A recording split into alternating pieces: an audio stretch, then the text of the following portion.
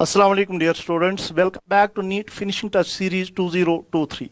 Myself Umar Sir, Faculty Physics, Sky Classes, Srinagar. Today we'll be discussing the problems of oscillations and all the important topics and the concepts will get a chance to get discussed while addressing the problems. So let us start.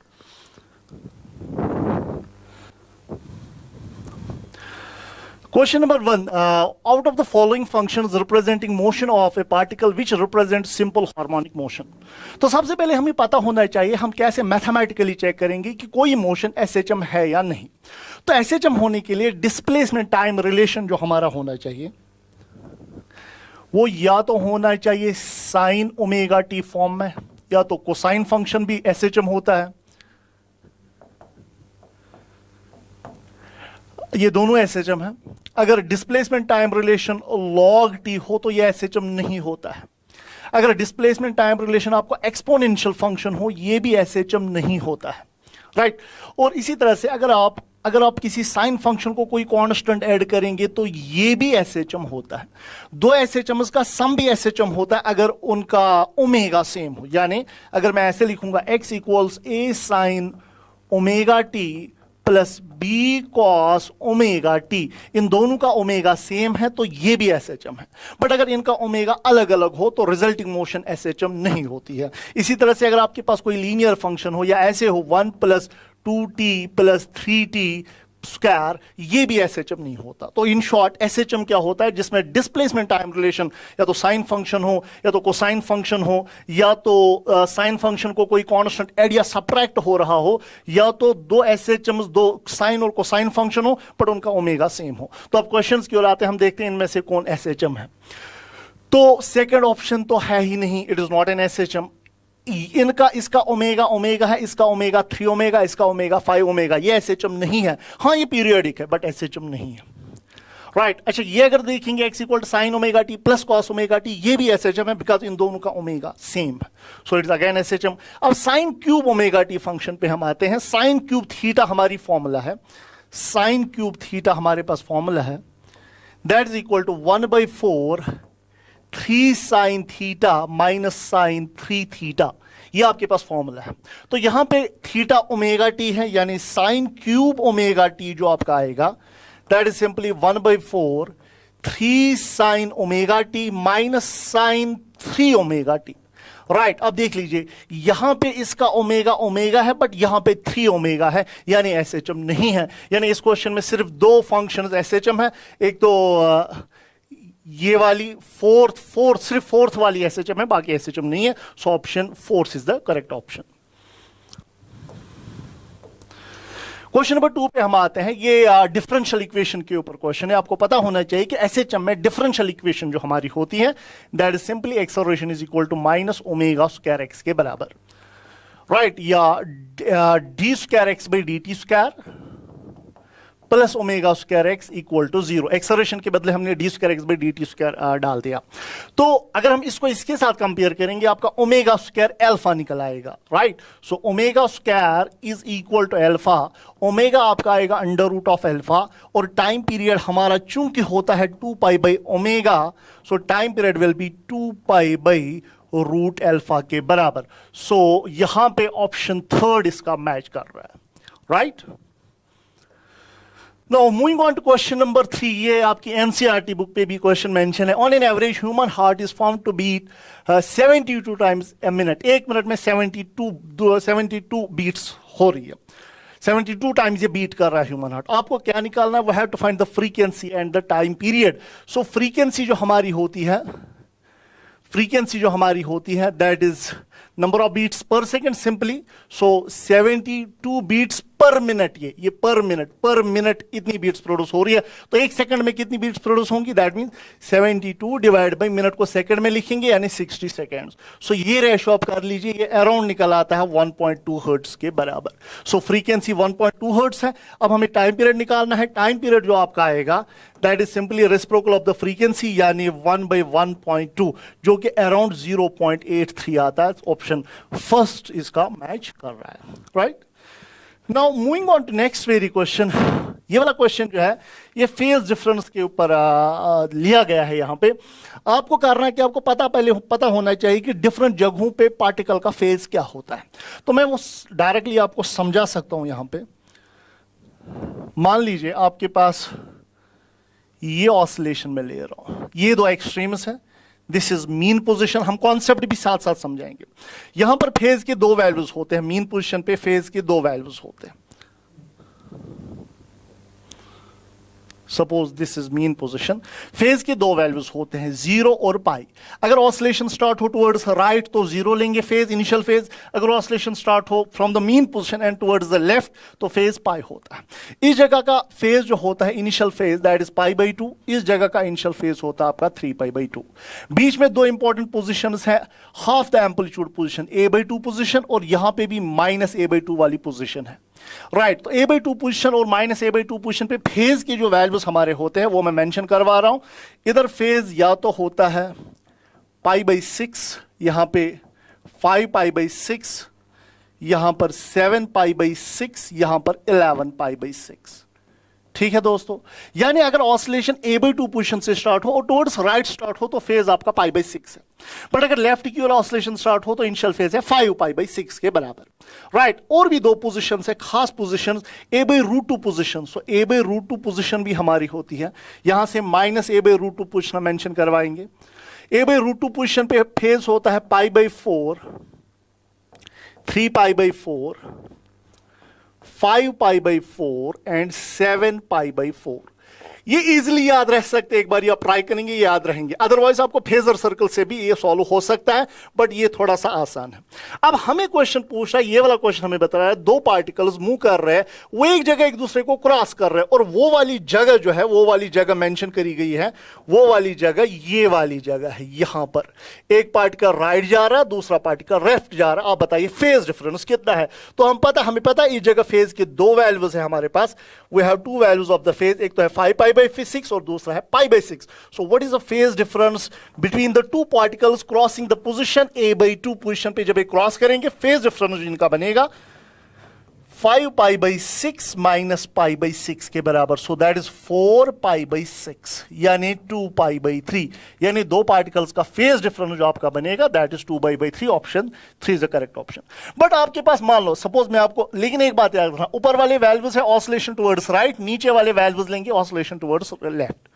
मान लो आपके पास और एक question भी ऐसा दिया हो, एक particle जा रहा हो यहां से जा रहा हो a/2 से राइट और a/√2 से लेफ्ट। हमें बताना इनके बीच में कितना फेज डिफरेंस होगा।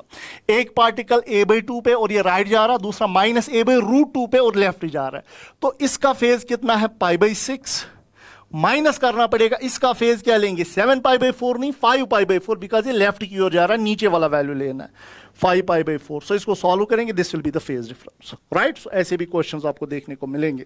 सो next, displacement equation for SHM of a particle is given by this, then time taken by the particle to come at mean position first time will be। ये displacement time equation आपको दी गई है, हमें बताना वो time बताइए जब particle जो है ये मीन पोजीशन पे पहली बार वापस आएगा। सो ये फेज इसका है π/4, यानी ये राइट से कहीं स्टार्ट हुआ होगा। सो मीन पोजीशन पे आने का मतलब है displacement you have to take it equal to 0। So displacement के बदले हम डायरेक्टली 0 लिखेंगे।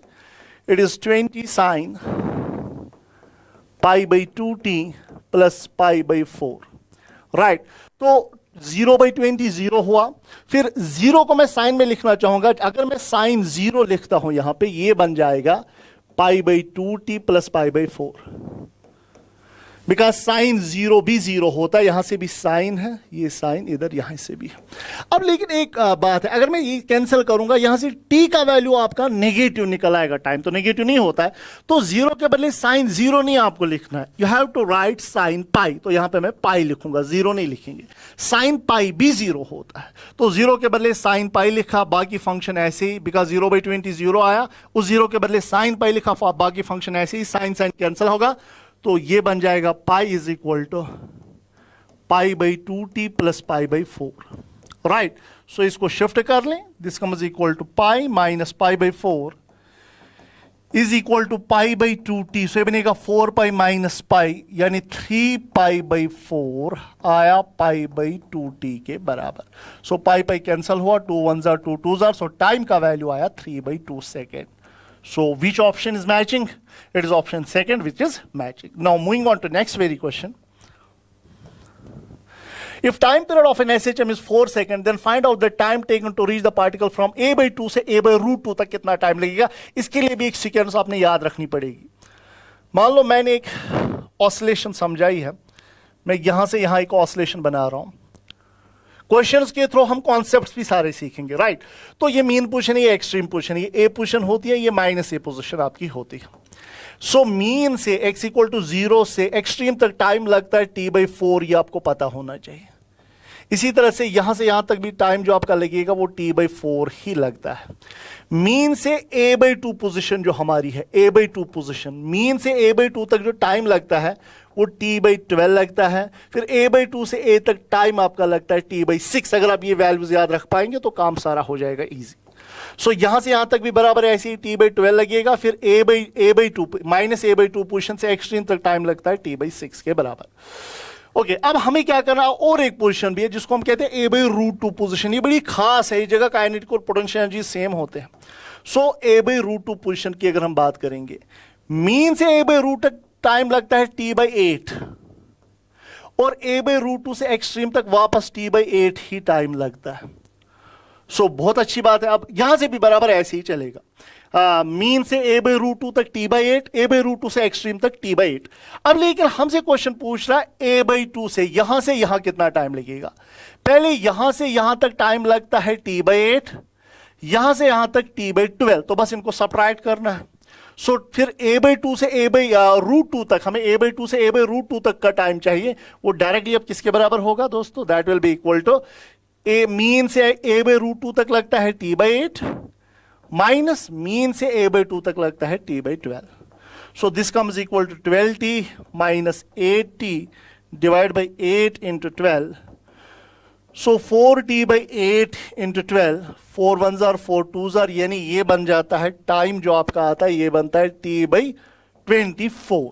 बट t का वैल्यू 4 सेकंड दिया गया है। सो 4/24, 4 1 जार 4 6 जार, यानी 1/6 सेकंड, यानी option 2 is the correct option. तो मेक श्योर ये चीजें आपको पता होना चाहिए। मीन से एक्सट्रीम तक कितना टाइम लगता है t/4, मीन से a/2 तक कितना लगता है t/12, a/2 से एक्सट्रीम तक कितना लगता है t/6, और मीन से a/√2 तक t/8, a/√2 से एक्सट्रीम तक वापस t/8 टाइम लगता है। तो ये चीजें बड़ी इंटरेस्टिंग और इंपॉर्टेंट है। और एक बार जेई के पेपर में आया था, मीन से a/2 तक ज्यादा टाइम लगता है कि a/2 से एक्सट्रीम तक ज्यादा टाइम लगता है। t/12 कम हुआ, t/6 ज्यादा हुआ। सो मीन से a/2 तक कम टाइम लगता है, a/2 से एक्सट्रीम तक ज्यादा टाइम लग जाता है। चलिए नेक्स्ट क्वेश्चन हमारा जो that is the displacement and velocity are related as displacement velocity relation दी गई है। हमने क्या करना है, टाइम पीरियड इस ऑसिलेशन का निकालना है। तो हम इसको वेलोसिटी फॉर्मेट में लाने की कोशिश करेंगे। तो सबसे पहली चीज जो यहां पर है, can I simply right v square जो आपका बनेगा, it is 1/4 25 minus x square. So v आएगा स्क्वायर, उस पर जाके रूट बन जाएगा। 1/4 का रूट हुआ 1/2, और यहां का रूट ऐसे ही लिखेंगे 25 minus x square. So can I simply write it as v is equal to 1/2 under root of 5 square minus x square. Yes, we can write it like this. Now I have to compare it with velocity position relation in SHM. SHM में velocity और position का relation होता है omega under root of a square minus x square. तो इन दो को compare कर लीजिए। ओमेगा का वैल्यू आपका बनेगा 1/2 के बराबर। सो जब ओमेगा आपका आएगा 1/2, फिर टाइम पीरियड जो होता है that is 2 pi by omega, यानी 2 पाई बाई 1/2, यानी 4 पाई आपका टाइम पीरियड बन जाएगा। Option C will be the correct option, right. Next देख लीजिए, डिस्प्लेसमेंट टाइम ग्राफ एक पार्टिकल जो एसएचएम कर रहा है उसका दिया गया है। हमें एक्सेलरेशन निकालनी है इस टाइम पर। तो सबसे पहली बात, एक्सेलरेशन निकालने के लिए अगर मैं डिस्प्लेसमेंट टाइम रिलेशन लिख सकता हूं, 2 बार डिफरेंशिएशन करके हमें एक्सेलरेशन मिलेगी। सो डिस्प्लेसमेंट टाइम, चूंकि इसका वैल्यू 0 से स्टार्ट होता है, तो ये साइन फंक्शन है हमारे पास। सो डिस्प्लेसमेंट जो आपका है that is a sine omega t, a sine omega t. So इसको थोड़ा सा और सिंपल कर लेते हैं। इसका एम्पलीट्यूड 1 दिया गया है। एंड साइन ओमेगा हम निकाल सकते हैं बिकॉज इसका जो टाइम पीरियड है, एक ऑसिलेशन जो है वो 8 सेकेंड्स में कंप्लीट होते हैं। सो टाइम पीरियड है 8 सेकेंड, ओमेगा होता है 2 पाई बाई टी के बराबर। सो आपका ओमेगा आएगा 2 पाई बाई 8, यानी ओमेगा आपका आएगा पाई बाई 4 के बराबर। तो ओमेगा का वैल्यू है पाई बाई 4, ओमेगा आप डाल देंगे पाई बाई 4 टी। ये आपके पास डिस्प्लेसमेंट टाइम रिलेशन है। अब हमें एक्सेलरेशन निकालनी है, दो बार डिफरेंशिएशन करेंगे। What is dx by dt equal, sine का डिफरेंशिएशन कॉस होगा, cos pi by 4 into t, और इंटरनल डिफरेंशिएशन पाई बाई 4 सामने आएगी। फिर से एक बार डिफरेंशिएशन करेंगे, d square x by d t square that is equal to pi by 4, cos की डिफरेंशिएशन अब की बार माइनस साइन होगी, minus sine pi by 4 t, और पाई बाई 4 फिर से इंटरनल डिफरेंशिएशन वापस। तो ये आपकी एक्सेलरेशन बन गई, that is pi square by 16, minus बाहर आया, it is sine of pi by 4 T. अब हमें एक्सेलरेशन किस टाइम पे चाहिए, 4/3 सेकंड पे। तो टी का वैल्यू 4/3 हम डाल सकते हैं, यानी एक्सेलरेशन का वैल्यू जो आपका आएगा it is minus pi square by 16 sine pi by 4 into T का वैल्यू हम डालेंगे 4/3, 4/3, 4 कटेगा, ये बन जाता है साइन पाई बाई 3 यानी साइन 60। साइन 60 होता है √3/2, so it is equal to minus pi square by 16 sine pi by 3 यानी साइन 60 दैट इज √3/2 के बराबर। यानी आपका आंसर आया minus pi square √3 divide by 32। तो कौन सा ऑप्शन मैच कर रहा है, यानी minus √3 pi square by 32, option D इसका मैच कर रहा है, राइट। सो फिलहाल हम एसएचएम का बेसिक पढ़ रहे हैं। बेसिक एसएचएम में आपको समझा रहा हूं, हमने फेज, इनिशियल फेज की थोड़ी सी बात की, हमने टाइम वगैरह की बात की, डिस्प्लेसमेंट, वेलोसिटी, एक्सेलरेशन के कुछ क्वेश्चन सामने आ रहे हैं। आगे चलते हैं। The phase difference between the displacement and acceleration of the particle executing SHM is, 2 साल पहले नीट एग्जाम में भी ऐसा क्वेश्चन पूछा गया था। हमें पता होना चाहिए, हमारे पास 3 चीजें हैं, डिस्प्लेसमेंट, वेलोसिटी और एक्सेलरेशन। और इसमें क्या होता है, वेलोसिटी और डिस्प्लेसमेंट के बीच में फेज डिफरेंस पाई बाई 2 होता है, वेलोसिटी और एक्सेलरेशन के बीच में भी फेज डिफरेंस पाई बाई 2 होता है, डिस्प्लेसमेंट और एक्सेलरेशन के बीच में फेज डिफरेंस पाई होता है। और आपको ये पता होना चाहिए, velocity leads displacement by pi by 2, acceleration leads velocity by pi by 2, ठीक है। तो यहां पर अगर हम देखें अब किस किस का फेज डिफरेंस हमें निकालना है, phase difference between displacement and acceleration, displacement और एक्सेलरेशन के बीच में फेज डिफरेंस जो हमारा पाई होता है, option C is the correct option. Now, a simple harmonic motion is represented by, यहां पे सुपरपोजिशन हो रहा है दो ऑसिलेशंस का, और एक कॉन्सेप्ट सामने आ रहा है, सुपरपोजिशन ऑफ द ऑसिलेशंस। तो दो ऑसिलेशंस का सुपरपोजिशन हो रहा है, ये एक ऑसिलेशन है और एक ऑसिलेशन है। हमें एम्पलीट्यूड निकालना और टाइम पीरियड निकालना इस मोशन का। तो हम एम्पलीट्यूड कैसे निकालते हैं, शायद आपने ये पढ़ा हो, हमारे पास हम ऐसे लिख देते हैं, ऐसे हम इसको सॉल्व करते हैं। यहां पर हम इसको रखते हैं नाम साइन ओमेगा टी एक्सिस, यहां से नाम रखते हैं minus sign omega T axis, यहां से कॉस ओमेगा टी एक्सिस, और यहां से minus cos omega T axis हम नाम रखते हैं। अब देखिए दोस्तों, पहला जो है साइन ओमेगा टी एक्सिस, यानी ये वाली एक्सिस, वहां से फेजर का वैल्यू 1 है, इसके सामने तो 1 है, 5 फिलहाल बाहर ही हम रखते हैं, फिलहाल 5 के साथ 5 को लास्ट में चेक करेंगे। तो फिलहाल हम क्या करेंगे, हम यहां पर साइन के सामने 1 है, तो साइन ओमेगा टी के अलॉन्ग हम एक फेजर बनेंगे जिसका वैल्यू 1 होगा। कॉस ओमेगा टी के अलॉन्ग फेजर है, इसका वैल्यू है √3, यानी यहां से और एक फेजर बनाएंगे √3। इन दो फेजर्स को वेक्टर एडिशन हम कर सकते हैं, वो होगा रिजल्टेंट, यानी आपका रिजल्टेंट जो आएगा दैट इज √1 स्क्वायर प्लस √3 का स्क्वायर। सो ये बनेगा √1 + 3 यानी √4 यानी 2, यानी ये 2 आया रिजल्टेंट। सो एम्पलीट्यूड 2 ही है इसका, बट सामने 5 होने के कारण ये 5 मल्टीप्लाई करना पड़ेगा, यानी एम्पलीट्यूड आएगा 5 × 2, यानी इसका एम्पलीट्यूड होगा 10 के बराबर। यानी इन शॉर्ट, अगर आपको एक साइन फंक्शन हो, दूसरा कोसाइन फंक्शन हो, तो एम्पलीट्यूड जो हमारा होता है वो होता है साइन के आगे क्या है 1 स्क्वायर प्लस कॉस के आगे क्या है √3 का स्क्वायर। तो ये वैल्यू 2 आया, बट अगर बाहर कुछ हो वो इसके साथ मल्टीप्लाई करके आपका एम्पलीट्यूड निकल आता है, राइट। तो यही चीज है। बट और एक पॉइंट भी मैं यहां पे कन्वे करना चाहूंगा, कभी कभार आपके पास ऐसा होगा, सपोज आपका डिस्प्लेसमेंट टाइम रिलेशन होगा 3 + 3 sin omega t plus 4 cos omega T. ये कांस्टेंट टर्म से एम्पलीट्यूड पे कुछ फर्क नहीं पड़ता, यानी अगर इसका एम्पलीट्यूड निकालना होता वो होता under root of 3 square plus 4 square के बराबर, यानी 5। इस ऑसिलेशन का एम्पलीट्यूड अगर ना प्लस लिखा हो, यहां पे बाहर ब्रैकेट में ये मल्टीप्लाई में 5 था तो ये मल्टीप्लाई करना पड़ा। अगर कांस्टेंट टर्म हो उससे एम्पलीट्यूड पे कुछ फर्क नहीं पड़ता, ये आप याद रखेंगे। तो फिलहाल हमारे क्वेश्चन का एम्पलीट्यूड 10 आ गया। अब हमें क्या निकालना है, वो है to find time period also. Time period जो हमारा होता है वो होता है 2 पाई बाई ओमेगा के बराबर, यानी टाइम पीरियड जो आपका आएगा that is 2 pi by what is the omega sine omega T cos omega T. Omega है 3 पाई पे के बराबर, सो 3 पाई के बराबर, पाई पे will cancel out, time period आपका आया 2/3, यानी एम्पलीट्यूड 10 मीटर, टाइम पीरियड 2/3, यानी option 2 is the correct option of the question. देखिए हमारे पास और एक सुपरपोजिशन दो तरह होता है। सुपरपोजिशन अगर ऑसिलेशन सेम डायरेक्शन में हो उनका सुपरपोजिशन होता है। दो स्प्रिंग्स ऑसिलेट कर रही होगी, बीच में ब्लॉक होगा, उसको कहते हैं superposition of oscillation in same direction. But कभी कभार ये हुआ, अगर हम ऐसे लिखेंगे दिस इज, ये एक स्प्रिंग है, ये ब्लॉक है, ये और एक स्प्रिंग है, तो यहां पे अगर हम ये ऑसिलेट करेंगे, ये दो ऑसिलेशंस का सुपरपोजिशन होता है सेम डायरेक्शन में। बट कभी कभार आपके पास ऑसिलेशंस ऐसे होंगी, मान लो ये एक स्प्रिंग है, यहां पर एक पार्टिकल है हमारा, ये और एक स्प्रिंग है, तो ये ऑसिलेशन ऐसे है, ये ऑसिलेशन ऐसे, इसको कहते हैं superposition of oscillation in perpendicular direction. So same direction में भी सुपरपोजिशन हो सकता है, परपेंडिकुलर डायरेक्शन में। बट परपेंडिकुलर डायरेक्शन में आपको याद रखना पड़ेगा कुछ, जो कि यहां पे आपको याद करवाएंगे, उसके बाद क्वेश्चन आपका आसान हो जाएगा सॉल्व करना। अगर आपके पास दो फंक्शंस हो, साइन और कोसाइन फंक्शन, उनका सुपरपोजिशन 90 डिग्री एंगल पे हो रहा हो, तो पार्टिकल का जो पाथ होता है वो डिपेंड करता है फेज डिफरेंस उनके बीच में कितना है। अगर फेज डिफरेंस हो 0, पाथ, ये याद रखना इंपॉर्टेंट पॉइंट है, पाथ स्ट्रेट लाइन बनता है उस टाइम पे विद पॉजिटिव स्लोप। उस स्ट्रेट लाइन का स्लोप होता है पॉजिटिव, यानी ऐसे, ये ऐसे पार्टिकल ऑसिलेट करेगा इस पाथ पे। बट अगर फेज डिफरेंस आपका पाई हो, उस टाइम पे पाथ फिर से स्ट्रेट लाइन ही होता है, बट स्लोप नेगेटिव होता है, ऐसे स्लोप नेगेटिव। तो ये चीजें आपको याद रखनी। बट अगर फेज डिफरेंस हो π/2, तो उस टाइम पे पाथ जो पार्टिकल का होता है वो इलिप्टिकल होता है, पाथ इज इलिप्टिकल। और अगर फिर ऑसिलेशंस का एम्पलीट्यूड सेम हो, अगर एम्पलीट्यूड यही ये वाले केस में ही मैं समझा रहा हूं, अगर एम्पलीट्यूड दो ऑसिलेशंस का सेम हो, इफ एम्पलीट्यूड इज सेम, तो पाथ सर्कल बन जाता है।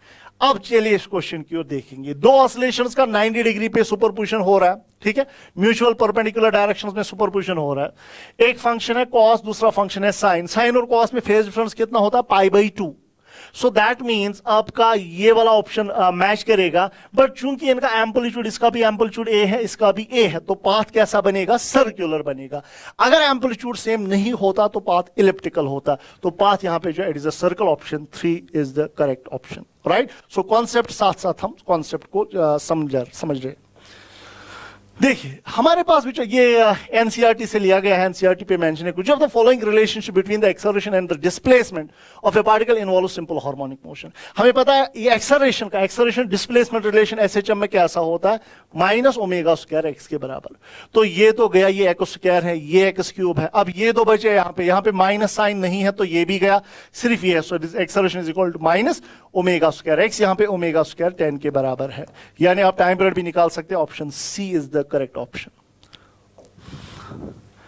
अब हम आ रहे हैं, हम धीरे धीरे अब हम एनर्जी के कॉन्सेप्ट की ओर आ रहे हैं, एनर्जी इन एसएचएम, ठीक है। आपने ये बातें आपको पता होगी। एनर्जी जो होती है एसएचएम में, हमारे पास काइनेटिक एनर्जी की जो फॉर्मूला है इन एसएचएम, काइनेटिक एनर्जी होती है half of mω² a² - x²। This gives energy, kinetic energy at some position x।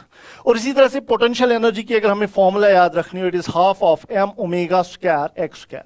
और काइनेटिक एनर्जी और पोटेंशियल एनर्जी का ग्राफ कुछ ऐसा देखने को मिलता है। ये पोटेंशियल एनर्जी का ग्राफ होता है और ये काइनेटिक एनर्जी का ग्राफ होता है, ठीक है दोस्तों। और ये टोटल एनर्जी, ये एनर्जी ग्राफ आप याद रखेंगे। ये पोटेंशियल एनर्जी का ग्राफ है, ये काइनेटिक एनर्जी का ग्राफ है। ये टोटल एनर्जी, ये वाली लाइन टोटल एनर्जी की लाइन, ठीक है दोस्तों, दिस इज टोटल एनर्जी। तो काइनेटिक एनर्जी ये होती है, मीन पोजीशन पे काइनेटिक एनर्जी जो होती है वो मैक्सिमम होती है, लेकिन पोटेंशियल एनर्जी जीरो होती है। आप ऑलरेडी आप पढ़ चुके होंगे। बट एक जगह a/√2 पोजीशन पे, a/√2 पोजीशन पे काइनेटिक और पोटेंशियल एनर्जी सेम होते हैं और हाफ ऑफ टोटल एनर्जी के बराबर होते हैं। सो याद रखना, at plus minus a/√2 kinetic energy होती है पोटेंशियल एनर्जी के बराबर, और ये होती है हाफ ऑफ टोटल एनर्जी के बराबर। और यही एवरेज वैल्यू काइनेटिक एनर्जी का और पोटेंशियल एनर्जी का होता है। यानी अगर आपने एवरेज काइनेटिक एनर्जी ढूंढनी हो या एवरेज पोटेंशियल एनर्जी ढूंढनी हो, वो होती है हाफ ऑफ टोटल एनर्जी के बराबर। यानी half of, what is total energy? Half of m omega square a square. ये टोटल एनर्जी की फॉर्मूला है, ये आपको पता होनी चाहिए, half of m omega square a square, right. So अब ये कितना बनेगा? 1/4 m omega square a square. तो याद रखना, average kinetic energy and average potential energy होती है 1/4 m omega square a square, और वही होती है a/√2 पे काइनेटिक एनर्जी भी और पोटेंशियल एनर्जी भी। तो क्वेश्चन हमसे यही पूछ रहा। अब बताइए, average value of kinetic energy and potential energy कितना? 1/4 m omega square a square, 1/4 m omega square a square के बराबर। ये एनर्जी का आपका कॉन्सेप्ट है, राइट। इसके बाद एनर्जी पे ही और एक क्वेश्चन हमें यहां पे मेंशन किया गया है। The displacement of two identical particles executing SHM are represented by the equations. हमें दो डिस्प्लेसमेंट टाइम रिलेशंस दी गई है, हमें बताना है, बताइए ओमेगा की किस वैल्यू पे इनकी टोटल एनर्जी सेम होगी। तो हम इसको सॉल्व करेंगे। इसकी टोटल एनर्जी लिखेंगे, half of total energy of first oscillation is equal to total energy of second oscillation. So पहली ऑसिलेशन की टोटल एनर्जी क्या है? Half of m omega square, इसका ओमेगा ये, यानी half of m omega square यानी 10 square a square, इसका amplitude 4 है, 4 square, half of m omega square a square, that will be equal to total energy of this very oscillation. इसकी total energy कितनी? Half of m omega square, इसका omega omega है, half of m omega square a square, amplitude कितना है? 5 square के बराबर। So half of m यहां पर कटेगा, so it is 10 square into 4 square divide by 5 square, this is omega square. Square दोनों साइड से कैंसिल हो जाएगा, तो आपका ओमेगा जो बनेगा that is equal to 10 into 4 divide by 5। 5 1s are 5 2s are 2 4s are 8। So omega के 8 value पे दोनों ऑसिलेशंस की total energy same, right. Question number 15 बड़ा इंटरेस्टिंग और इंपॉर्टेंट क्वेश्चन है, एक बार आया भी है नीट एग्जाम में और ये इंटरेस्टिंग है। अगर ऑसिलेशन की फ्रीक्वेंसी f होती है तो काइनेटिक एनर्जी की फ्रीक्वेंसी डबल होती है, पोटेंशियल एनर्जी की फ्रीक्वेंसी डबल होती है। तो क्वेश्चन ये है, particle executed SHM frequency f, the frequency of potential energy is 2f के बराबर। अगर ऑसिलेशन की फ्रीक्वेंसी 100 हर्ट्ज आपको दी गई हो, काइनेटिक एनर्जी या पोटेंशियल एनर्जी की फ्रीक्वेंसी होती है इसका डबल यानी 200 हर्ट्ज। सो अगर ऑसिलेटिंग फ्रीक्वेंसी है f, पोटेंशियल एनर्जी की फ्रीक्वेंसी होगी 2f के बराबर, राइट। नाउ नेक्स्ट क्वेश्चन हमारा ये, for a particle executing SHM the displacement x is given by, ये डिस्प्लेसमेंट, ये cos omega t, it is cos omega t. Displacement time relation आपको दिया गया x equal to a cot omega t, cot नहीं होता SHM, x equal to a cos omega t आपके पास एक एसएचएम है। You have to identify the graph which represents the variation of potential energy as a function of time and displacement. तो पहले मुझे बताइए t इज इक्वल टू 0 पे particle कहां होगा? एक्सट्रीम पे, बिकॉज ये कोसाइन फंक्शन है। अब t का वैल्यू 0 डाल तो ये बनेगा cos 0 इज 1, x आया a के बराबर, यानी इनिशियली पार्टिकल एक्सट्रीम पे है। और एक्सट्रीम की अगर हम बात करते हैं, एक्सट्रीम पे पोटेंशियल एनर्जी क्या होती है? मैक्सिमम। सो एक्सट्रीम पे पोटेंशियल एनर्जी यानी t इज इक्वल टू 0 पे पार्टिकल एक्सट्रीम पे होगा और पोटेंशियल एनर्जी मैक्सिमम होगी, यानी पहला पार्ट करेक्ट है। This is potential energy as a function of time. अब हमें निकालना potential energy as a function of position. x, ये x है पोजीशन, x इक्वल टू 0 पे आप बताइए पार्टिकल की पोटेंशियल एनर्जी कितनी होती है? 0 मिनिमम। तो थर्ड वाला ग्राफ आप देखिए, पोटेंशियल एनर्जी यहां मिनिमम है। So this is the potential energy as a function of time graph, this is potential energy as a function of position graph, right. So first and third is the correct option, यानी पहला और तीसरा, right. Now, a particle is describing SHM with amplitude A. When the potential energy of the particle is 1/4 of maximum energy during the oscillation, then displacement from the mean position will be. हमें बतानी है एक ऐसी जगह, एक ऐसी position जहां पर पार्टिकल की जो पोटेंशियल एनर्जी है that is 1/4 of the maximum energy. Maximum energy total energy होती है, यानी पार्टिकल की जो पोटेंशियल एनर्जी है that is 1/4 of total energy, because total energy को ही हम मैक्सिमम एनर्जी कहते हैं। सो पोटेंशियल की फॉर्मूला हमारे पास क्या है, half of m omega square x square, it is 1/4। Total energy हमारी होती है half of m omega square A square के बराबर। So half of m omega square, half of m omega square खत्म हुआ, एक्स स्क्वायर आएगा ए square by 4 के बराबर। सो एक्स आएगा under root of a square by 4, a आएगा root से बाहर, 4 भी आएगा रूट से बाहर, आंसर आया a/2, यानी a/2 option 3 is the correct option. अब देखिए एनर्जी के कॉन्सेप्ट पे भी हमने कुछ क्वेश्चंस किए, अब हम आते हैं पेंडुलम की ओर, सिंपल पेंडुलम की ओर। सिंपल पेंडुलम में कुछ कुछ चीजें हमें थोड़ी थोड़ी चीजें पता होनी चाहिए जिससे आपके ये सारे क्वेश्चन सॉल्व होंगे। वो पॉइंट्स में पहले समझाऊंगा कौन कौन सा पॉइंट हमें पता होना चाहिए। देखिए पेंडुलम जो हमारा होता है, आपके पास एक रस्सी से आपने एक ऑब्जेक्ट को सस्पेंड किया हुआ होता है, ये ऑसिलेट कर रहा होता है। पहली चीज इसका टाइम पीरियड ऑफ ऑसिलेशन जो होता है दैट इज 2√L/g। L इस पेंडुलम की लेंथ है which is from point of suspension up to the centre of mass. L इसकी लेंथ होती है, ये पहला पॉइंट आप याद रखेंगे। पेंडुलम का टाइम पीरियड होता है 2√L/g के बराबर। Point number 1। अब टाइम पीरियड किस किस चीज पर डिपेंड करता है, it is directly proportional to square root of L and time period is inversely proportional to the gravity. तीसरा पॉइंट आप याद रखेंगे, टाइम पीरियड जो होता है वो होता है 2√L/g इफेक्टिव। डिफरेंट जगहों पे g के बदले आपको g इफेक्टिव लेना पड़ेगा। यानी अगर मैं कुछ कुछ एग्जांपल्स आपको यहां पे समझाऊं, मान लो आपके पास एक पेंडुलम है, ये एलिवेटर है, ये लिफ्ट में, और लिफ्ट ऊपर एक्सेलरेट हो रहा है, तो उस टाइम पे g इफेक्टिव आता है g+a के बराबर। g इफेक्टिव आएगा g+a। सो टाइम पीरियड आपका बन जाएगा 2√L/g+a के बराबर, राइट, बिकॉज g इफेक्टिव आया g+a। अगर ये लिफ्ट नीचे एक्सेलरेट होगा तो उस टाइम पे टाइम पीरियड आएगा 2√L/g-a के बराबर। ठीक है, तो ये चीजें आपने याद रखनी है। अगर ये लिफ्ट रेस्ट में है या कांस्टेंट वेलोसिटी से मूव कर रहा हो उस टाइम पे g इफेक्टिव g ही होता है। अच्छा, अब अगर यही पेंडुलम हम लेंगे, मान लो एक पेंडुलम कार में एक्सेलरेट कर रहा है, ये कार है, ये कार आगे जा रही है, पेंडुलम ऑसिलेट कर रहा है ऐसा, तो यहां पे इसका g इफेक्टिव जो बनता है, मान लो ये एक्सेलरेट कर रहा है a से, g इफेक्टिव बनता है अंडर रूट ऑफ, नीचे से एक्सेलरेशन g होगी, आगे से a, सो g इफेक्टिव आएगा under root of g square plus a square. फिर टाइम पीरियड फिर से वही होगा 2√L/g इफेक्टिव, g इफेक्टिव आएगा root of g square plus a square के बराबर। ठीक है दोस्तों, सो ये आपका टाइम पीरियड यहां पे मेंशन हो रहा है। सो ये इन केसेस में जहां पे जी इफेक्टिव हमें लेना पड़ रहा है। ठीक है, अब कभी कभार मान लो आपके पास एक कार जा रही है, सर्कुलर ट्रैक पे जा रही है, कार जा रही है सर्कुलर ट्रैक पे, उस टाइम पे टाइम पीरियड आपका होता है 2√L/g। नेट एक्सेलरेशन होती है, एक तो डाउनवर्ड है और दूसरी सेंट्रीपिटल एक्सेलरेशन होती है v²/r के बराबर। सो g इफेक्टिव जो आपका बन जाता है उस टाइम पे मैं लिखूंगा, यहां पे g इफेक्टिव बनता है under root of g² plus ac²। ac centripetal acceleration. फिर g इफेक्टिव का वैल्यू यहां पे पुट करके आपको टाइम पीरियड मिल जाएगा जब गाड़ी के अंदर पेंडुलम हो और ये गाड़ी सर्कल में चल रही है, उस टाइम पे g इफेक्टिव होता है under root of g² plus centripetal acceleration का स्क्वायर।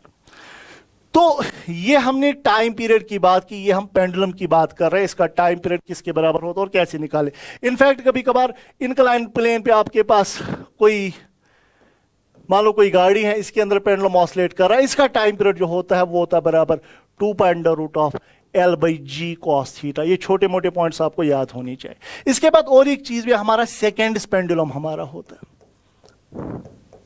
सेकेंड पेंडुलम एक ऐसा पेंडुलम होता है जिसकी लेंथ होती है या जिसका टाइम पीरियड 2 सेकंड्स हो। एक ऐसा पेंडुलम जिसका टाइम पीरियड 2 सेकंड्स हो that is called second pendulum, और इसकी लेंथ जो होती है दैट इज 1 मीटर। अगर आप एनसीईआरटी खोलेंगे वहां पे आता है, बताइए ऐसा पेंडुलम, उस पेंडुलम की लेंथ कितनी है, विच टिक्स सेकंड्स। टिक्स सेकंड्स का मतलब है जो एक बार जाके, जिसको एक बार जाने में 1 सेकंड लगेगा, वापस आने में 1 सेकंड लगेगा। सो ऐसा पेंडुलम विच टिक्स सेकंड्स, उसका लेंथ जो हमारे पास होती है वो 1 मीटर के बराबर होती है। तो हम आते हैं थोड़े थोड़े क्वेश्चंस की ओर। तो ये हमारा पेंडुलम है, हमसे क्वेश्चन पूछ रहा है, पहले ये खाली है, ये खाली बॉल है, इसका कुछ टाइम पीरियड टी दिया गया। उसके बाद एक बॉल है, इसके अंदर सैंड डाली गई है, इसका टाइम पीरियड T1 दिया गया। उसके बाद यहां पर मरकरी डाला गया है, इसमें आधा ही मरकरी डाला गया। ये मरकरी है, ऊपर ये हॉलो है, ऊपर वाली जगह, ये वाली जगह जो है ये हॉलो है, खाली। तो अगर हम देखेंगे पहली चीज, टाइम पीरियड मास पे डिपेंड नहीं करता बट लेंथ पे तो करता है डिपेंड। इसकी लेंथ यहां तक लेनी पड़ेगी, इस पेंडुलम की लेंथ, इस पेंडुलम की लेंथ सेंटर, बिकॉज का सेंटर ऑफ मास सेंटर पे होता है। मैंने स्टार्ट में पढ़ाया लेंथ होती है पॉइंट ऑफ सस्पेंशन से सेंटर ऑफ मास तक। इसका सेंटर ऑफ मास भी यहां होगा सेंटर पे, बिकॉज ये भी पूरा भरा हुआ है मरकरी से, बट ये आधा ही मरकरी से भरा है यहां तक, तो इसका सेंटर ऑफ मास थोड़ा नीचे होगा। सेंटर ऑफ मास नीचे होने के कारण इसकी लेंथ होगी ज्यादा, तो टाइम पीरियड भी होगा ज्यादा, यानी T3 सबसे ज्यादा होगा। बाकी इन तीनों का टाइम पीरियड सेम होगा बिकॉज इनकी लेंथ सेम है। यहां यहां यहां मास पे टाइम पीरियड डिपेंड नहीं करता। सो कहने राइट T1 होगा बराबर, सॉरी T होगा बराबर, T1 होगा बराबर T2, बट T3 इन सबसे ज्यादा होगा। सो कौन सा ऑप्शन मैच कर रहा है? It is option 4th which is matching here, right? Okay, अब परसेंटेज पे क्वेश्चन है। If length of the pendulum is increased by 4%, अगर आप लेंथ 4% से बढ़ाएंगे तो टाइम पीरियड किस परसेंट से बढ़ेगा? आपको पता होना चाहिए time period is directly proportional to square root of the length. और हम पढ़े हैं percentage change in time period जो होता है for small periods up to 10%, percentage change in time period होता है 1/2 times percentage change in length. ये याद रखेंगे, आप डायरेक्टली नीट एग्जाम में पूछा जा सकता है। So percentage change in time period होगा 1/2। What is percentage change in length? 4%। सो 4, सो आपका आंसर आएगा 2%। यानी अगर लेंथ बढ़ाएंगे आप 4% से, टाइम पीरियड बढ़ेगा 2% से, right? Now, question number 20th. If the length of second pendulum is increased by 2%, second pendulum हम पढ़े हैं ऑलरेडी, अभी बताया मैंने। अगर इसकी लेंथ 2% से बढ़ाएंगे, so how many seconds it loses per day?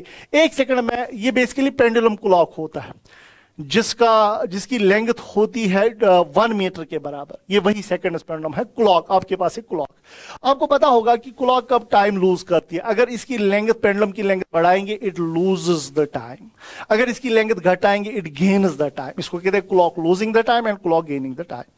अब क्वेश्चन हमसे पूछ रहा है कि हम टाइम पीरियड बढ़ा रहे हैं, लेंथ बढ़ा रहे हैं 2% से, तो पहले मुझे बता टाइम पीरियड कितने परसेंट से बढ़ेगा? Percentage change in time period होता है 1/2 times percentage change in length, अभी पढ़े। सो that is 1/2 times what is percentage change in length? 2%। तो आपका आंसर आएगा 1%। यानी टाइम पीरियड किस परसेंट से बढ़ेगा? 1% से। यानी clock will lose 1% of the total seconds in a day. So एक दिन में कितने सेकेंड्स होते हैं? मैं यहां पे लिखूंगा clock loses 1% of seconds in a day, एक डे में। सो it is 1% of total seconds. बताइए एक दिन में कितने सेकेंड्स होते हैं? 86400 सेकेंड्स एक दिन में होते हैं। सो इसका 1% कितना हुआ? 1/100। So it is 86400 seconds. So जो जीरोस गए 864 सेकेंड्स, यानी clock will lose 864 seconds in a day, right? तो इस टाइप के भी क्वेश्चंस आपको आने चाहिए।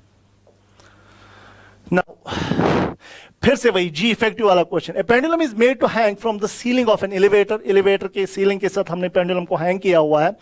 It has time period of t seconds, t seconds है time period. The elevator is made to accelerate upward with this acceleration, ऊपर की ओर लिफ्ट की एक्सलरेशन हो रही है। हमें बताना है कि टाइम पीरियड नया क्या होगा पेंडुलम का। तो सबसे पहली चीज, initially what was time period equal 2 √(L/g). अब अगली बार क्या होगा? t dash, it will be 2 √(L/g) effective. चूंकि एक्सेलरेट ऊपर कर रहा है तो g प्लस है, सो क्या नहीं right, g plus what is acceleration? That is given as 10, यानी g + 10 के बराबर। ये t डैश है। नाउ मुझे t डैश को लिखना है इन टर्म्स ऑफ t, इनको डिवाइड कर लेंगे। 2 will cancel out, so t dash by t आएगा, 2 कैंसिल होगा। यहां पे एक ही रूट में सारा लिखेंगे, it is L/g + 10 divide by L/g। So L L यहां पे कैंसिल होगा। सो t डैश बाई t जो आपका आएगा ये बनेगा √(g/g + 10। g का वैल्यू 10 पुट कर लेते हैं बिकॉज ये मेंशन है क्वेश्चन में। सो t डैश बाई t जो आपका आएगा दैट इज सिंपली √10/10 + 10 हुआ 20, 0 0 गया, t डैश आया t/√2 के बराबर। ये नया पीरियड होगा t/√2। Option 3 is the correct option. फिलहाल पेंडुलम के क्वेश्चंस ही हम कर रहे हैं। फिर से और एक पेंडुलम का क्वेश्चन है, ये डिफरेंट कॉन्सेप्ट्स के क्वेश्चन है ताकि सारे कॉन्सेप्ट्स आपके इनकॉर्पोरेट हो जाए। अब एक पेंडुलम को जब हम लिक्विड में रखते हैं, आपने पढ़ा होगा, अगर आप किसी लिक्विड कंटेनर में पेंडुलम को ऑसिलेट करवाएंगे तो इन ऑसिलेशंस का जो टाइम पीरियड होता है वो होता बराबर 2 L/G into 1 minus sigma by rho। ये आपको पता होना चाहिए। Pendulum oscillating in a fluid, right? Sigma is the density of the liquid and rho is the density of the pendulum material. ठीक, अब क्वेश्चन हमसे पूछ रहा है कि हमने यही किया हुआ है, आपको बताना है टाइम, पहले टाइम पीरियड टी है, इनिशियली टाइम पीरियड 2 आपका होगा जब कोई लिक्विड नहीं है, पहली इक्वेशन। अब हमने क्या किया, इसी पेंडुलम को हमने और एक लिक्विड में डाला तो टाइम पीरियड उसका होगा 2 into 1 minus sigma by rho, because आपकी बार फ्लूइड है। सो ये बनेगा 1 minus sigma is the density of the liquid, वो बताया गया है डेंसिटी ऑफ लिक्विड है 1/8 of the density of the material of the Bob, यानी सिग्मा दिया गया है रो बाई 8 के बराबर, डिवाइड बाय अपना रो, राइट? सो रो यहां कैंसिल होगा, टी डैश का वैल्यू आएगा 2 pi √ L/G 1 - 1/8, वो आएगा 7/8 के बराबर। यानी कहने रहे टी डैश जो आपका आएगा दैट इज 2 pi √ L/G, और साथ में हम लिखेंगे इंटू 1/√7/8। सो टी डैश आएगा, ये आपका पहला टाइम पीरियड था पेंडुलम का यानी टी, और ये आएगा √8/7 के बराबर, यानी √8/70 option 4 is the correct option of the question. ठीक है, चलिए और एक क्वेश्चन है, फिर से वैसा ही। हमने क्या किया, हमने एक सिंपल पेंडुलम जिसकी लेंथ है 50 सेंटीमीटर, उसको एक गाड़ी के अंदर हमने डाला है और वो एक्सलरेट कर रही है, ये एक्सलरेशन से, तो जी फैक्टर का कॉन्सेप्ट आएगा। हमसे क्वेश्चन पूछ रहा है आप टाइम पीरियड निकाल लीजिए। टाइम पीरियड जो आपका होता है वो होता है 2 L/G इफेक्टिव के बराबर। तो यहां पे जी इफेक्टिव क्या होगा, नीचे की ओर जी है, आगे की ओर ये एक्सलरेशन है, तो ये जी इफेक्टिव आपका निकल आएगा, जी इफेक्टिव। तो जी इफेक्टिव किसके बराबर आएगा, √3g का स्क्वायर प्लस जी स्क्वायर, ये जी इफेक्टिव का वैल्यू निकल रहा है। So that comes equal to ये बनेगा 3g² प्लस जी स्क्वायर, यानी √4g² के बराबर। ठीक है, यानी वो सिंपली आएगा 2g। तो जी इफेक्टिव का वैल्यू 2g आया, तो टाइम पीरियड किसके बराबर आएगा, 2 pi L/2g के बराबर। तो ये आपके सवाल का जवाब होगा। इनफैक्ट अब आपको करना है कि आपको अब वैल्यू डालने हैं। इट इज 2 pi लेंथ दी गई है कितनी, 50 सेंटीमीटर, वो 50/100 L/2g के बराबर। सो 2 इधर ही मैं डालूंगा और g का वैल्यू π², क्वेश्चन में मेंशन है π² लेना है।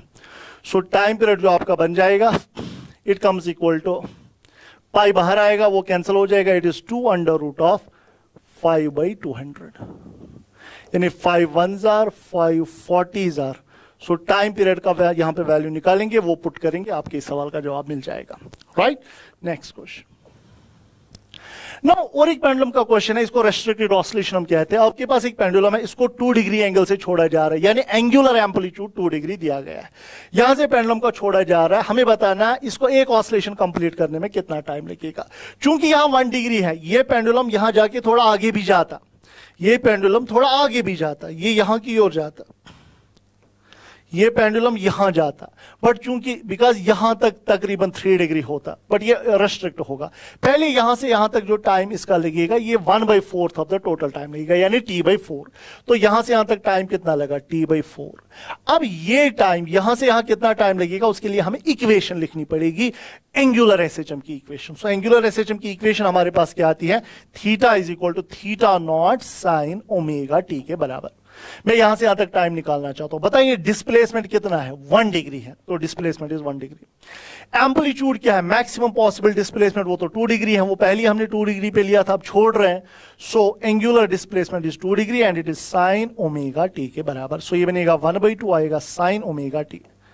So this comes equal to sin 1/2 के बदले हम लिख सकते हैं sin 30 डिग्री, यानी π/6। So this is equal to sin ω/t.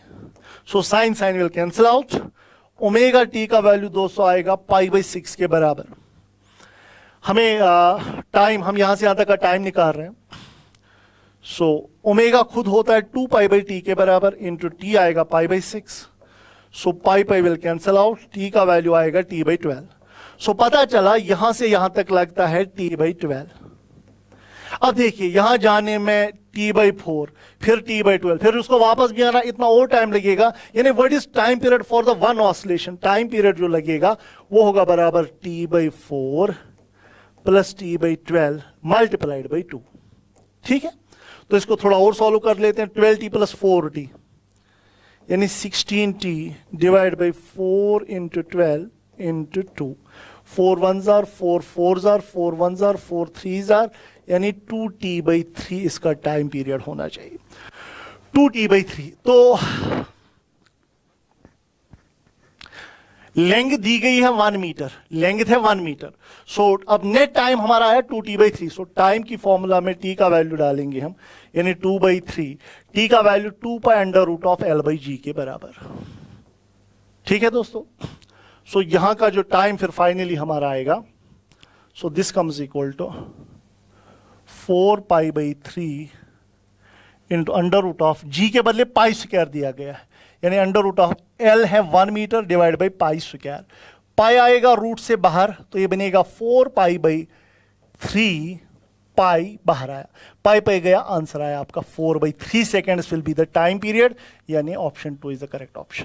Right, so ये पेंडुलम के क्वेश्चंस हम कर रहे हैं। अब और एक क्वेश्चन है पोटेंशियल एनर्जी के कॉन्सेप्ट पे आपके पास। अगर आपको कभी भी पोटेंशियल एनर्जी दी हुई हो as a function of x और आपको पूछे क्वेश्चन की टाइम पीरियड निकालो, पहले आप फोर्स निकालेंगे, because differentiation of the potential energy gives the force. तो सबसे पहले हम फोर्स कैलकुलेट करेंगे यहां। सो फोर्स जो आपका बनेगा that is simply minus du/dx। तो कर लीजिए इसको डिफरेंशिएशन। फोर्स आपका बनेगा माइनस इसकी डिफरेंशिएशन, इसकी डिफरेंशिएशन होगी u0, 1 की डिफरेंशिएशन होगी 0, ये माइनस ऐसे ही cos αx की डिफरेंशिएशन होगी minus sine alpha x into internal differentiation alpha साथ में। सो फोर्स जो हमारा बनेगा that is minus u0, minus minus plus हो जाएगा, ये बनेगा अल्फा साइन अल्फा एक्स के बराबर। अभी ये एसएचएम नहीं है, बिकॉज एसएचएम में फोर्स होता है के एक्स के बराबर। तो ये साइन फंक्शन है, साइन फंक्शन को अगर ये स्मॉल एम्पलीट्यूड इसका ऑसिलेशंस का स्मॉल हो, सो उस टाइम पे स्मॉल डिस्प्लेसमेंट के बदले, स्मॉल एंगल के बदले you can replace sine alpha x by alpha x. So for small amplitude के या स्मॉल डिस्प्लेसमेंट में हम क्या कर सकते हैं, या for small displacement sine of alpha x होगा बराबर अल्फा एक्स के। अब बताइए फोर्स किसके बराबर आया, माइनस u0 अल्फा, इसके बदले अल्फा एक्स आपका आएगा, यानी फोर्स बनेगा minus u0 alpha square x. Now you can relate this equation by f is equal to minus k x से आप इसको रिलेट करेंगे, तो k का वैल्यू आपका जो निकल आया, k का वैल्यू आपका आ रहा है u0 alpha square. Now what is time period equal, time period आपका ऑसिलेशन को होता है 2.√m/k के बराबर। राइट, सो टाइम पीरियड आएगा 2.√m/k का value u0 alpha square. So which option is correct option, it is option B जो match कर रही है। ठीक है, तो कॉन्सेप्ट ये है कि अगर आपको पोटेंशियल जैसे फंक्शन ऑफ पोजीशन दिया है, इसको डिफरेंशिएट करके आपको फोर्स मिलेगा, फोर्स के रिलेशन को फिर इक्वेट करो, f is equal to minus k से आपको टाइम पीरियड निकल आएगा। Now moving to the questions related to springs। अब पेंडुलम के क्वेश्चंस खत्म हो गए, अब हम स्प्रिंग्स की ओर आते हैं। तो आपको ये पता है ये एनसीईआरटी से क्वेश्चन लिया गया, आने के चांसेस हैं। दो स्प्रिंग्स ऐसे अटैच है, यूजुअली तो लगता है ये सीरीज में, बट ये पैरेलल में है। जब स्प्रिंग्स के बीच में ब्लॉक हो तो ये पैरेलल कॉम्बिनेशन होता है। सो के इक्विवेलेंट कितना आएगा, पैरेलल में स्प्रिंग कॉन्स्टेंट्स ऐड होते हैं, के प्लस के, वो बन जाएगा आपका 2k के बराबर। सो टाइम पीरियड कितना आएगा, 2.m/2k। This will be the time period of the oscillation, 2π√m/2k। so that's option 2 is the correct option। ठीक है दोस्तों, नेक्स्ट क्वेश्चन पे हम आते हैं। ये और एक क्वेश्चन है पेंडुलम्स पर, स्प्रिंग्स पर ही ये बेस्ड है। आपको पता होना चाहिए, इसके लिए एक शॉर्टकट भी हम यूज कर सकते हैं। वो डायरेक्टली हमें ये है कि के इक्विवेलेंट, अगर 3 स्प्रिंग्स आपस में अटैच हो, किसी पर्टिकुलर एंगल पे अटैच हो, तो के इक्विवेलेंट जो आपका होता है उस टाइम पे, इसके लिए एक शॉर्टकट फॉर्मूला है, के इक्विवेलेंट होता है k + 2k cos square theta by 2, अगर 3 स्प्रिंग्स ऐसे किसी एंगल पर इंक्लाइंड होगी तो थीटा होता है ये 2 स्प्रिंग्स के बीच में टोटल एंगल कितना है, ये 90 डिग्री है, बट तीनों स्प्रिंग्स का स्प्रिंग कांस्टेंट सेम होना चाहिए. So what is now k equivalent equal to, it is k plus 2k cos theta कितना है, कॉस स्क्वायर थीटा है 90 यानी 90 बाई 2. सो के इक्विवेलेंट आएगा k plus 2k cos 45 that is 1 by root 2, 1 by root 2 का square, because square है यहाँ.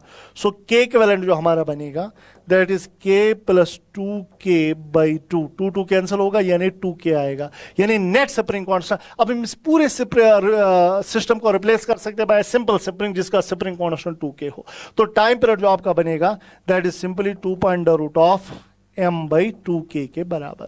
सो ये इस सवाल का जवाब 2 m by 2k. Option 4 is the correct option of the question. ये वाला क्वेश्चन भी एनसीईआरटी से लिया गया है. ए ब्लॉक हुज, ये एनर्जी के ऊपर कॉन्सेप्ट है. Block whose mass is 1 kg, mass 1 kg एक स्प्रिंग के साथ हमने अटैच किया हुआ है. We have attached a block to a spring, mass 1 kg है, स्प्रिंग कांस्टेंट k दिया गया है 100 न्यूटन पर मीटर.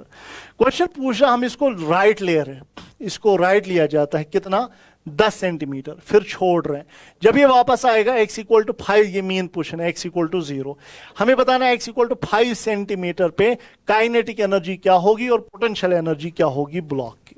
तो चलिए मैं पहले पोटेंशियल एनर्जी यहां पे निकाल लूं. पोटेंशियल एनर्जी जो आएगी ब्लॉक की, I can write it as potential energy हमारी जो होती है ऑलरेडी हम पढ़े हैं half of m omega square x square. अब चूंकि k दिया है, एम ओमेगा स्क्वायर को हम k भी कहते हैं, half of k x square is the potential energy. तो पोटेंशियल एनर्जी आपकी आएगी हाफ ऑफ k का वैल्यू मेंशन है 100. किस पोजीशन पे 5 सेंटीमीटर पे आपको निकालनी है पोटेंशियल एनर्जी, यानी 5 सेंटीमीटर यानी मीटर्स में कन्वर्ट करेंगे 5/100 का स्क्वायर. राइट, तो ये बन जाएगा 5 1s are 5 20s are. So potential energy जो आएगी this is equal to 1/2 into 100 into 1/20 into 20. Right, तो ये जीरोस दो यहां कैंसिल हो गए. So this comes equal to 1/2 4 4 1/8. Potential energy आई 1/8 इस जगह पे. सो पोटेंशियल एनर्जी 1/8 आई. 1/8 का मतलब ही है इट इज 18.0.18 यानी 0.1 समथिंग, 0.125 पोटेंशियल एनर्जी. ये यहां पर दोनों में आप एक मैच कर सकता है. अब अगर हम काइनेटिक एनर्जी निकालेंगे, मुझे लगता है अगर हम टोटल एनर्जी निकालेंगे फिर पोटेंशियल माइनस करके काइनेटिक मिलेगी, है ना, इसी जगह. सो इट इज 0.125 के बराबर. अब देखिए दोस्तों, अब हम क्या करेंगे, टोटल एनर्जी अगर निकालनी हो that is half of k a square, half of m omega square a square. So can I simply write it is half of, what's the value of k? k का value है 100, amplitude कितना है 10 centimetre यानी 10/100 metres में convert करना ना भूलें square. So that is 1/2 into 100 into 0 गया, ये बन जाएगा 1/100. जीरोस कटे यानी 1/2 यानी 0.5.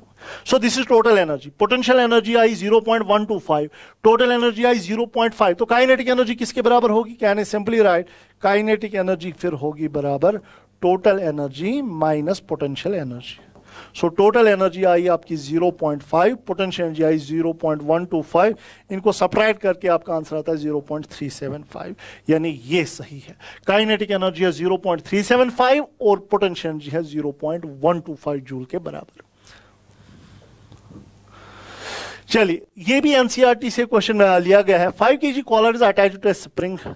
एक स्प्रिंग के साथ हमने एक ऑब्जेक्ट अटैच किया हुआ है जिसका मास है 5 kg के बराबर. स्प्रिंग कांस्टेंट मेंशन है 500 न्यूटन पर मीटर. के 500 बताया गया. इट स्लाइड्स विदाउट फ्रिक्शन, कोई फ्रिक्शन नहीं है ऑन ए हॉरिजॉन्टल रॉड. ये बेसिकली ये कॉलर हमारे पास है, ये रॉड के ऊपर स्लाइड कर रहा है. Right, the collar displaced from the equilibrium position by 10 centimetre. 10 centimetre इसको स्ट्रेच किया गया एंड रिलीज. टाइम पीरियड हमें निकालना है. सो हमें पता है टाइम पीरियड तो उस पे एम्पलीट्यूड पे थोड़ी डिपेंड करता है. टाइम पीरियड सिंपली होता है 2 के बराबर, यानी इसका जो टाइम पीरियड ऑफ ऑसिलेशन होगा 2 स्प्रिंग ब्लॉक सिस्टम है. सो टाइम पीरियड आएगा 2 मास है 5 kg, के का वैल्यू दिया गया है 500. सो it is 5 1s are 5 100s are. So this is 2 1/100. सो ये बन जाएगा 2 इंटू 1/10 यानी π/5 आपके सवाल का जवाब होगा। सो π/5 ऑप्शन फर्स्ट इसका मैच कर रहा है। देखिए ये वाला क्वेश्चन जो ये एक वैरायटी का क्वेश्चन है, इसके समझाने के लिए मैं कुछ चीजें पहले आपको समझाऊंगा। ये बड़ा इंटरेस्टिंग और इंपॉर्टेंट क्वेश्चन है। मान लीजिए हमारे पास 3 तरह के क्वेश्चंस आएंगे इस टाइप के, जिसमें स्प्रिंग और पुल्ली होंगे। इंपॉर्टेंट है। सो मान लो आपके पास एक पुल्ली ये है, यहां ये रस्सी है और यहां है स्प्रिंग अटैच, फिर ब्लॉक अटैच है जिसका मास है। ये एक केस है। दूसरा केस इसका ये समझाएंगे, स्प्रिंग अटैच है पुल्ली के सेंटर के साथ, फिर यहां पर रस्सी आ रही है, इसके साथ ब्लॉक अटैच है जिसका मास है। तीसरा केस इसका ये बताएंगे आपको, हमारे पास एक रस्सी होगी, एक पुल्ली होगी और इस साइड से स्प्रिंग होगी, समझो यहां, और यहां पे ब्लॉक अटैच है। ये 3 इंपॉर्टेंट केसेस हैं जिससे आपको एक क्वेश्चन सॉल्व कर सकते। अगर रस्सी के साथ डायरेक्टली ब्लॉक अटैच हो थ्रू स्प्रिंग, रस्सी के साथ डायरेक्टली ब्लॉक अटैच हो थ्रू स्प्रिंग, तो टाइम पीरियड वही होता है 2.√m/k, कुछ फर्क नहीं पड़ता। बट अगर स्प्रिंग अटैच हो to the centre of the pulley, if the spring is attach to the centre of the pulley, उस टाइम पे you have to replace k equivalent जो होता है वो होता है k/4 के बराबर। फिर टाइम पीरियड वही होगा 2.√m/k इक्विवेलेंट। बट अगर स्प्रिंग रस्सी के साथ स्प्रिंग अटैच हो और ब्लॉक पुली के साथ अटैच हो, उस टाइम पे के इक्विवेलेंट आपका बनता है 4k के बराबर। तो ये 3 इंपॉर्टेंट चीजें आपको पता होना चाहिए। रस्सी के साथ डायरेक्टली स्प्रिंग और ब्लॉक, यानी रस्सी के रास्ते में ही स्प्रिंग आ रहा, ब्लॉक आ रहा है, कुछ नहीं करेंगे। अगर स्प्रिंग पुली के सेंटर के साथ अटैच हो तो k/4, बट अगर पुली के ऊपर से स्प्रिंग गुजर रही हो तो 4k के बराबर। अब देख लीजिए ये कौन सा केस बन रहा है। ऑब्वियसली ये सेकंड केस बन रहा है, तो k इक्विवेलेंट इसका जो बनेगा that is equal to k/4 के बराबर। k कितना बताया गया है 100, यानी 100/4 यानी 25। k इक्विवेलेंट इसका आया 25।